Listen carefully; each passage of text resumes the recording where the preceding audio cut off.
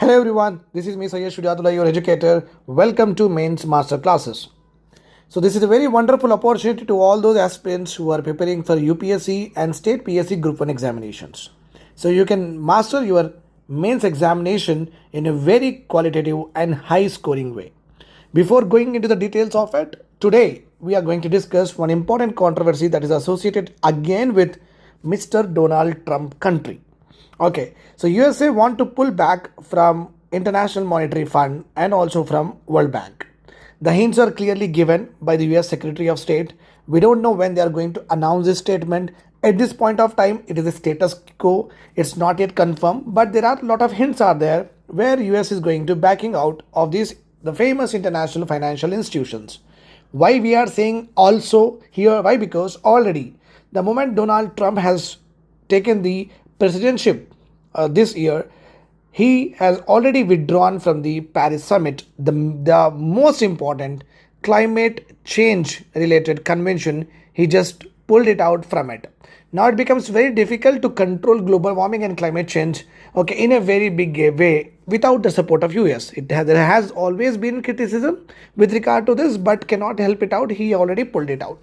Now the government is also looking to pull out from what? IMF, World Bank. How it is going to impact the world economy, how it is going to impact the developing countries like India, and what are these two institutions. We are going to talk about all of this in a bit. Before going into the discussion, one important MCQ that all of you have to do. Okay, this is the one again based on the same important institutions. So consider the following statements here. IMF and World Banks are formed out of Bretton Woods Conference after the Second World War. Second, conference, year, institution, after, before. All this you have to remember when you're going to write the examination.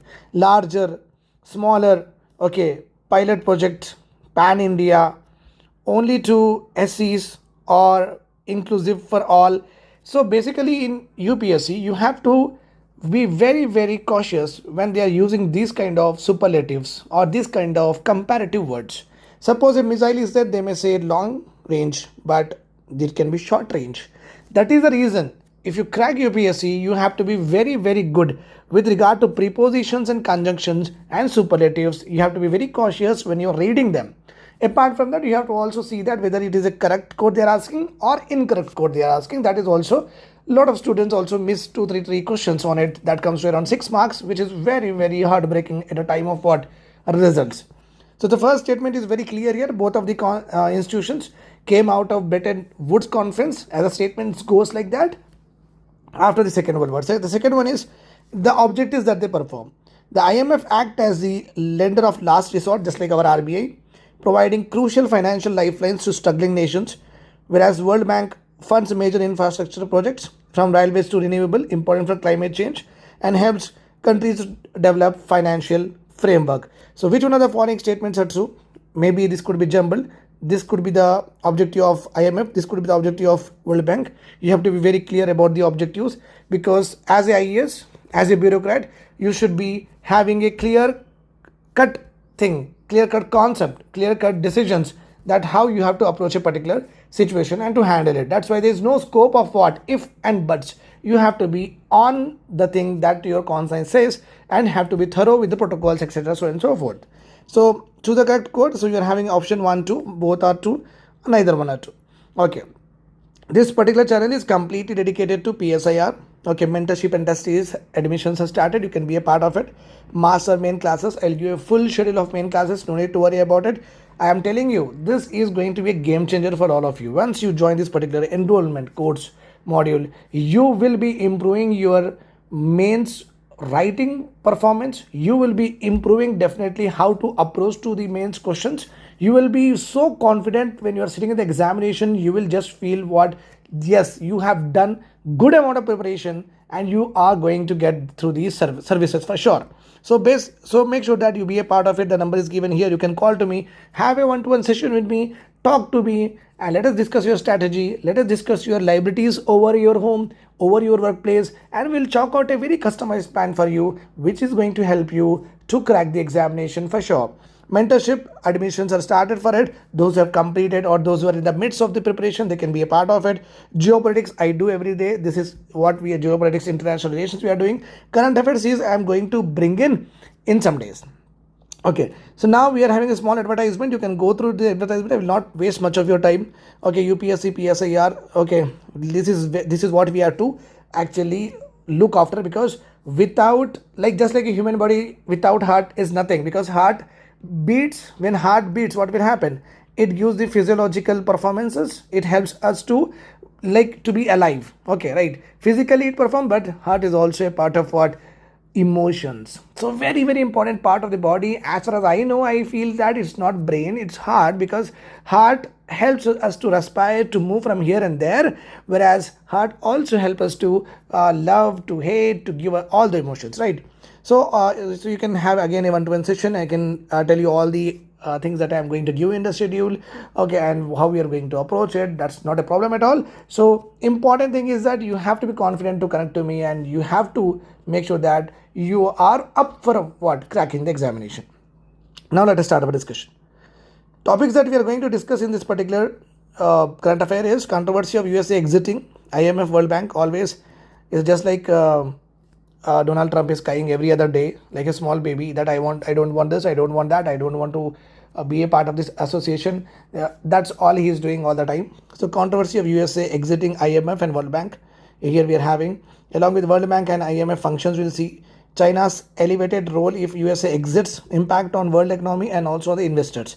Impact on India we'll discuss in a next video, because as it's related to mains preparation.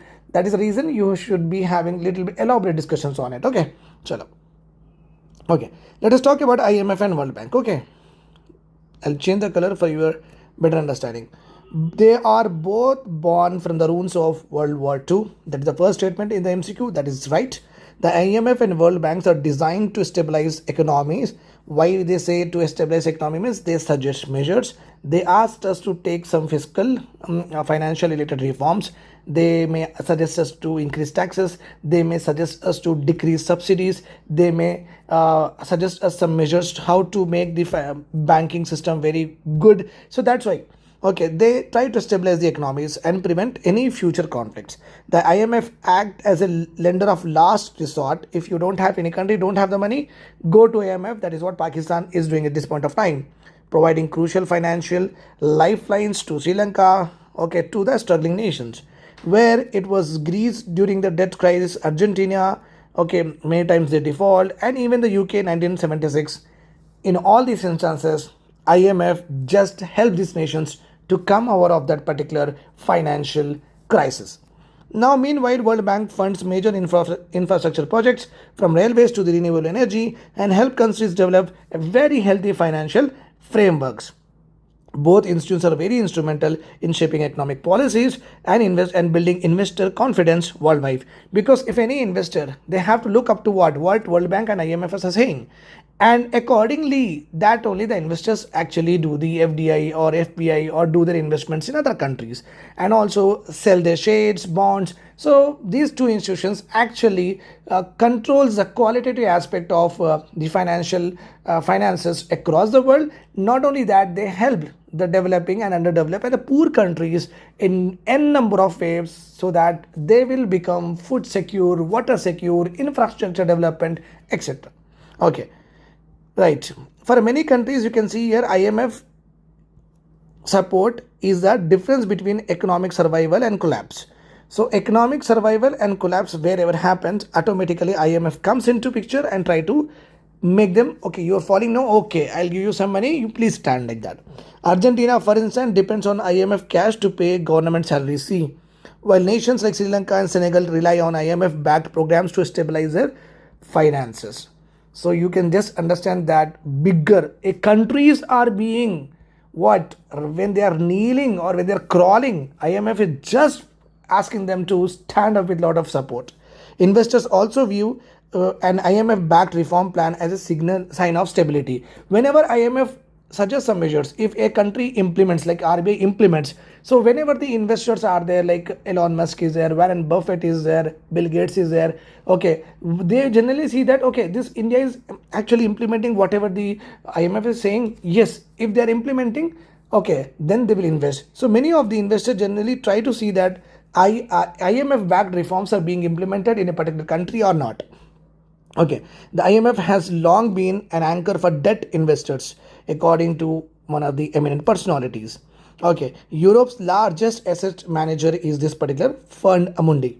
Even in nations like Saudi Arabia uses IMF benchmarks when issuing loans to ensure their funds are being used effectively. So many of the countries also look at them that what reforms they suggest and how they want us to carry out the lending process.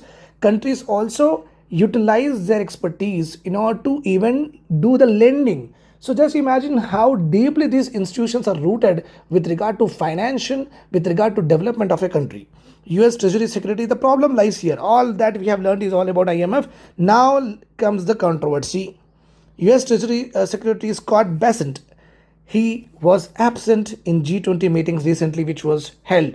That potentially people are saying that his absence is nothing but maybe United Nations is planning to pull back from International Monetary Fund and World Bank.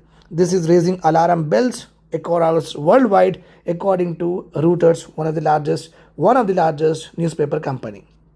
Okay, as US exit could also jeopardize the institution's AAA credit ratings. Right now, IMF, the World Bank enjoys AAA credit ratings. Whatever they issue, if anybody buys it, it means what? They are safe assets buying. Okay, the moment US goes away from it, the UN, just like we are having ICC champion trophy, if India pulls out of it, what is the use of that particular trophy, right or wrong? In the same way, IMF and World Bank, US is nothing but India in Champions Trophy. If US pulls out, the complete quality of that particular institutions will be what? Damaged. That is how from the Champions Trophy, if India pulls out, the complete trophy looks what?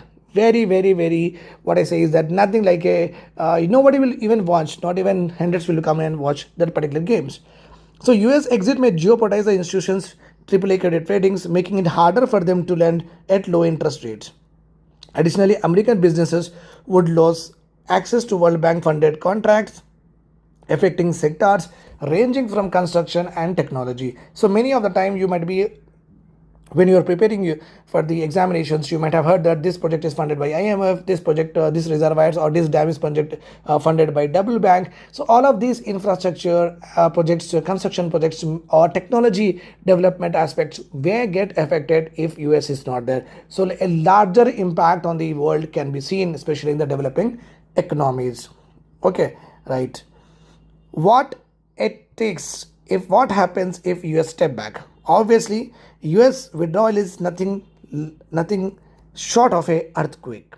Okay, according to the Reuters, they say that because US enjoys largest voting share in both IMF and World Bank, largest voting share you get when you fund that particular institutions more than any other countries. It means lot of money of US is there in IMF and World Bank. That is the reason they are having the largest voting power. If they pull back, automatically the amount of money that they invest in these particular institutions, that also comes back with them. That is the reason it will lead to what? Very, very disturbances in the economic policies worldwide. But if US pulls out, it would be disaster. Okay, according to one of the important leading debt portfolio manager, the move would also leave a leadership vacuum, as because US actually leads this particular IMF World Bank.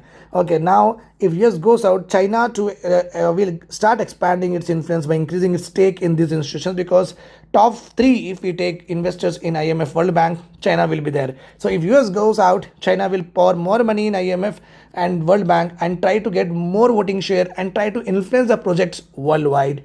China has long sought a bigger role in global financial governance. China has been telling that give me more role, give me more voting power. Now just imagine that there are a lot of things that India needs to be even done on the technology and the infrastructure fund. And if China becomes the largest voting share, China will not give us any money for the development purpose, for the climate change, for the global warming. So that is how the global economies will be affected if the US pulls out, because he is a leader. Pushing for a realignment of IMF will also start shareholding to strengthen emerging market voices. Okay, is the developing world ready to move on? The developing world like India, Brazil, Argentina, are they ready to move on if US pulls out? Despite its crucial role, the IMF is not always welcome with open arms. Many of the countries like Cuba, North Korea, Taiwan, they choose to remain outside IMF. Okay, they are very happy. They are always frustrated that sometimes IMF bringing so many important aspects, bringing force the nations to cut fuel subsidies. Sometimes ask the nations to raise taxes, which is actually leading to what public backlash. Public is criticizing the countries if they are implementing IMF and World Bank. That is the reason many of the countries are actually all out of IMF and World Bank. They are but happily. But imagine the point: North Korea, Kim Jong Un is not a part of the world itself. Okay, Taiwan again, a China governed territory, so China did not allow. Maybe Cuba, very small country, so no major player is out of what IMF and World Bank. So relying on this small 2-3 examples will not be a credible understanding of the roles of IMF and World Bank. They are the giants with regard to financial management across the world. So US pulling out will definitely impact not only the poor countries but countries like India too. The impact of that particular thing we will discuss in the next lecture. Do subscribe to the channel, hit the bell icon, share out to all of your friends, and do enroll in the courses. Empower us. Thank you.